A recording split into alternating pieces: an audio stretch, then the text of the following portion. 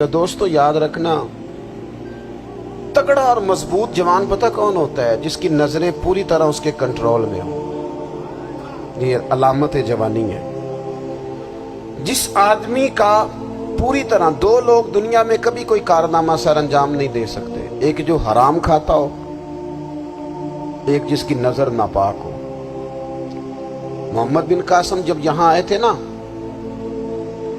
तो एक दिन बड़े परेशान थे। तो एक बुजुर्ग कहने लगे, आप क्यों परेशान हैं? कहने लगे, राजा दहर से मुकाबला है और हमारी फौज तो सिंध के रास्ते भी नहीं जानती, जुबान भी नहीं जानती, लड़ेंगे कैसे?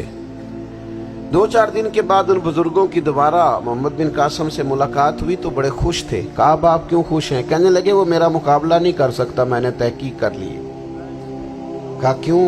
कहने लगे, नजर का गंदा है, और जो नजर के गंदे होते हैं वो मैदानों में ठहरा नहीं करते।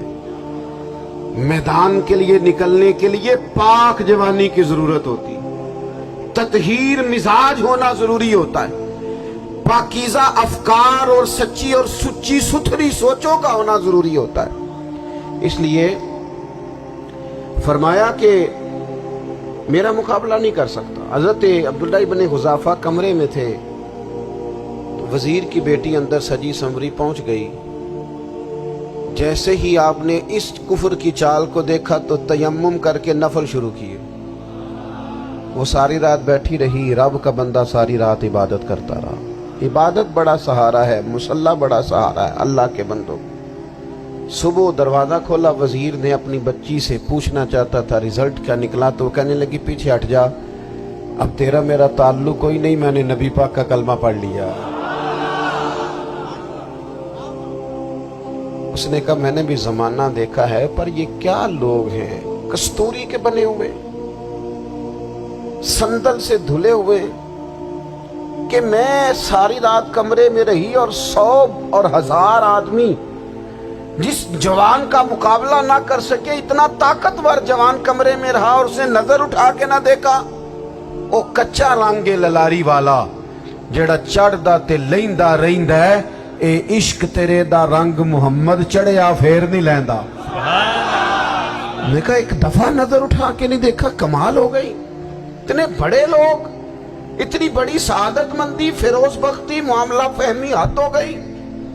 अल्लाहु अकबर। दोस्तों, बादशाह जब पूरी तरह हार गया ना, उसने कहा, मार दो। तेल गरम किया एक कढ़ाई में, और जब आपको उसमें डालने लगे तो आपकी आंखों में आंसू आ गए। बादशाह का ख्याल हुआ शायद नरम हो गए हैं। कहने लगा, रोए क्यों? फरमाने लगे, सोचता हूं जान ही एक है,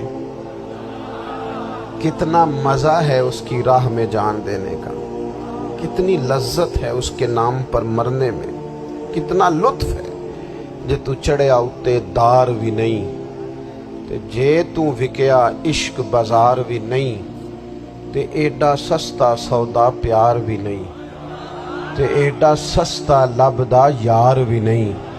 कई जंगल गाने पैंदे नी, कई दोज़ख लंघने पैंदे नी, जे ओ इस मुल्लों भी मिल जावे, एदू सस्ता होर वपार भी नहीं। ते कुछ समझ ना आवे लोकां नू ओ कादे नाल शहीद करे, डिठी यार दे हथ तलवार भी नहीं, पर ओदा खाली जांदा वार भी नहीं।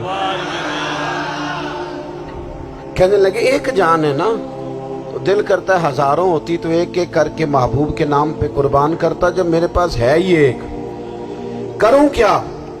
हजरत अब्दुल्लाह इब्न हुज़ाफा रज़ियल्लाहु ताला अन्हु जब रोए और बादशाह ने ये बात सुनी, तो बादशाह उठ के खड़ा हो गया, सारे वजीरों मुशीरों को कहने लगा, तुमने कहा था ना बंदा जाया करने वाला नहीं, ये भी जाया करने वाला नहीं। कहने लगा, मेरा माथा चूमो, तुम जैसे लोगों को कत्ल नहीं करना चाहिए, आजाद करना चाहिए। अजीज, अपनी जिंदगी से ना ये बहुत ज्यादा हिरस, हवस, तमा, और ये किसी बात की भी हो, हिरस सिर्फ पैसों की नहीं होती, शोहरत की भी होती है। ये बीमारी इंसान को इख्तदार की भी होती है, तारीफ की भी बीमारी होती है। ये सारे नुक्स होते हैं लोगों, और माज़अल्लाह बाहर जुब्बों कुब्बों के अंदर भी होते हैं, वहां भी पनपते। अपनी जिंदगी जब तक उस सादगी में नहीं लाओगे जो रसूल पाक ने अता फरमाई है, جب لوگ آسانیوں میں پوری طرح الجھ گئے تو پھر وہ دور ہوئے اور کفر چڑھ گیا۔ دوسری بات، اللہ کے محبوب صلی اللہ تعالی علیہ وسلم کی محبت ہم سے تقاضا کرتی ہے کہ ہم اس مشن کے لیے کام کریں جس مشن کے لیے رسول پاک نے کام فرمایا ہے۔ ہم سارے کام بڑے مضبوطی سے، سوچ سمجھ کے، تدبر سے، حکمت سے، تقاضوں کو مد نظر رکھتے ہوئے کرتے ہیں سارے کام۔ دین کے کام میں ہمارا مزاج نہیں ہوتا، او ہو جائے گا جی، آپ بسم اللہ پڑھیں جی، شروع کریں جی۔ آپ تقاضوں کو سمجھیں، چیزوں کو دبائیں نہیں، چیزوں پر غور کریں۔ کسی کے ذہن کی سطح پر سوال ابھرتا ہے، اس کا تسلی بخش جواب دیں۔ اپنی زندگی میں دین کے کام کے لیے اپنے آپ کو وقف کریں، اور دین کے کام کے بہت سارے پہلو ہیں۔ ہزاروں لوگوں کو قرآن پاک ٹھیک پڑھنا نہیں آتا، ہزارہا لوگ ہیں جو قرآن مجید کے مطالب سے آگاہ نہیں ہیں، دین کی بنیادی ضروریات سے لوگ نابلد ہیں۔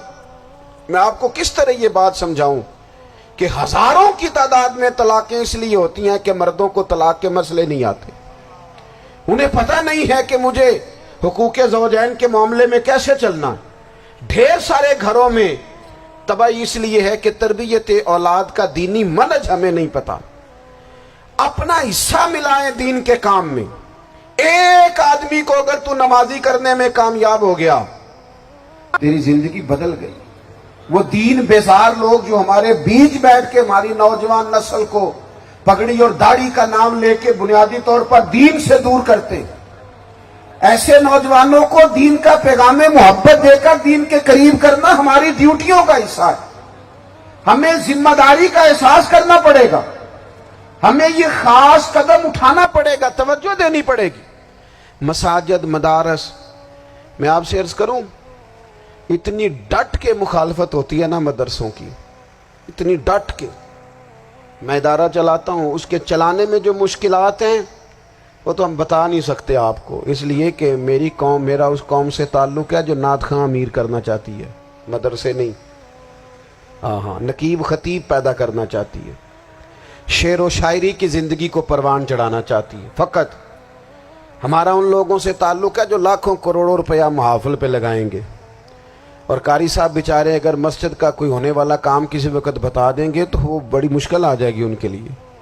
یہ کیسے ہو سکتا ہے، آپ نے یہ ڈیوٹی بتا دی؟ مدارس، اور جتنا اہم رول دین کو پھیلانے میں مدارس اسلامیہ کا ہے، اتنی زبردست، لوگوں کا خیال ہوتا ہے میری طرح کے لوگ شاید کام کرتے ہیں، ڈیوٹی کرتے ہیں۔ یہ 10-15 لوگ آپ کو نظر آتے ہیں جو آپ کو کہیں میڈیا پر یا ادھر ادھر ڈیوٹی کرتے، مخلص لوگ اپنی جگہ پہ، وہ بھی بڑا ہی کام کر رہے ہیں، جو میڈیا پہ آ کے بھی اخلاص سے اور درد دل سے کو دین کی، ان کی بھی کسی بات کی حوصلہ شکنی نہیں۔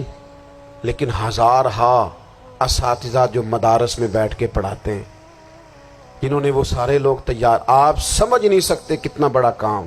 حفظ کا استاد جو ہوتا ہے نا، اس کی ڈیوٹی 24 گھنٹے ہوتی ہے، فجر سے پہلے، اور اس نے بچوں کو اٹھانا ہے۔ تنخواہ تو ہم انہیں دینا نہیں نہ چاہتے جی، تنخواہ نہیں دی انہوں نے، ہمیں مولوی امیر نہ ہو جانا۔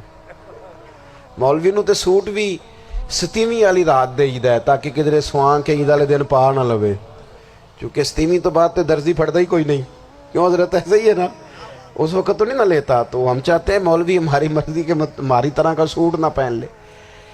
مدارس کی مضبوطی، آپ یہ دیکھ لیں، یہ صلاح الدین ایوبی کا تعلق بھلا کس چیز سے تھا؟